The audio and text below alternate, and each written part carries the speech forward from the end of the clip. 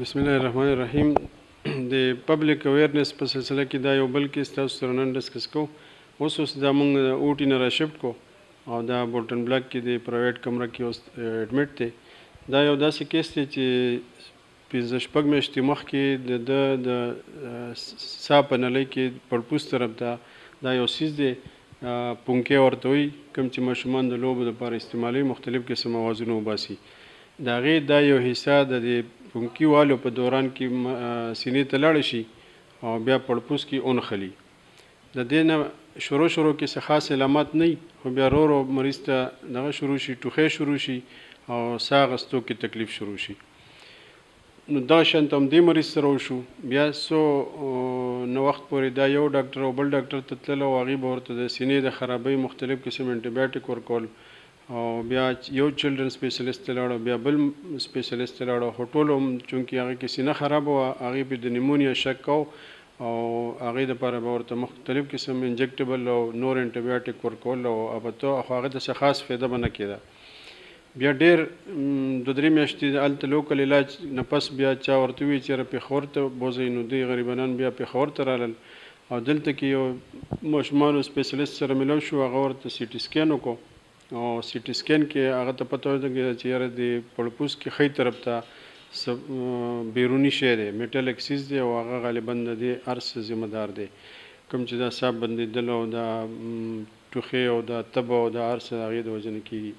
نو هغه ورته چې کله بیا سی ټي سکین وکتو نو هغه بیا راولېږه موږ ته ریډینګ هسپتال ته. ما چې وکتو نو دې دوران کې د مریض ته بیهوشي هم شروع کېدله، ځکه چې د ساه بندېدو د وجې نه اکسیجن پوره به نه میلاوېدو او 2-3 اټیکس د بیهوشۍ پې هم راغلي وو. دا لږ خطرناک پروسیجر وي، دې کې د اپریشن دوران کې مختلف قسم خطرې کېدای شي، خو الحمدلله هغه نن اوس موږ وکړو، ښه آرام سره ترې دا سیز راووتو د ښی طرف پړپوس نه او مریض لا فعلا په هوش کې پوره نه دی راغلی، یو ګنټه یوه نیمه به لګي نور چې دا هوش کې راشي.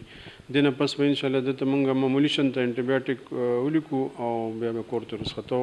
نو دې سلسله کې زما میسج دا دی چې داسې ماشومان چې هغه د لوبو دوران کې اچانک هغې ته د ساه بندېدو او د ټوخي تکلیف شروع شي، نو هغې د خامخا شک کې دا سیز ساتي چې یاره څه سیز په پړپوس کې نه تللی، او چې کله 2-3 هفتو د پوره علاج کولو نه پس هم هغې ته څه افاقه ونه شي او خوالی را نه شي او تبه او ټوخی او ساه بندېدل او بلغم راتل دا سیزونه زیاتېږي، نو بیا په ټاپ باندې د شک په دې سیز باندې کوي چې یاره کیدای شي د ده په پړپوس کې څه سیز تللی. شروع کې دا ډېر په اسانه راوځي، هېڅ کمپلیکیشن یې نه وي او مریض یو ګنټه کې دننه ښه شي او بیا کور ته ځي. بیا چې کله ټیم ډېر واخلي نو پړپوس کې خرابېدل شروع شي او کله بالکل ټول پړپوس ځای کېدو خطر جوړه شي. نو هغه سټیج ته رسېدو نه مخکې پکار دی چې خلک دا نوټ کړي چې یاره داسې مسله چاته وي چې هغه پراپر ایکسرې وکړي او متعلقه ډاکټر سره بیا رابطه وکړي، نو ډېر لوی مصیبت نه به خلاص شي انشاءالله. بسم الله الرحمن الرحیم. ناظرین نن موږ بیا تاسو خدمت کې موجود یو.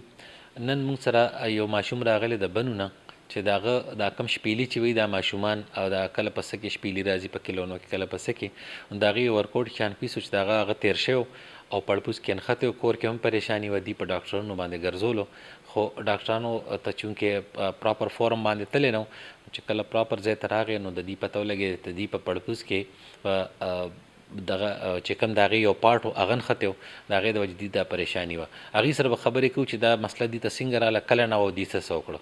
السلام علیکم. وعلیکم السلام. ستاسو نوم؟ نعمت الله. نعمت الله صاحب، تاسو کوم ځای نه راغلی؟ بنو نه. دې ماشوم ته څه تکلیف و، تاسو څنګه پریشاني وه؟ څه یاره جی دې ته تقریبا د 5-6 مهینې نه یو مخې لکه الټۍ به ورته کېدې، زیات تبه به ورته کېدله، هغه نه بعد ټوخی ډېر زیات ورته کېده او هغې نه کله کله اوس تقریبا د 2-3 ورځې مخکې چې دي دغه نه ده ورته بېهوشي کېدله او مې ډېر زیات هغه ته لکه وګرځو ډاکټرونو ته، لکه چلډرن سپیشلیست به نه مو ډېر وګرځو، اخري به مې دې ته ووایي چې هغه ته ولوټ شي پېښور ته او پېښور شي. بیا ډاکټر صاحب ته چې کله مې رابطه وشوله او سره میلاو شولې، انشاءالله هغې به بیا اپریشن چې وکړه، لیبروسکوپي چې ورته وکړه، هغې سره بیا د شپېله یې وایسته.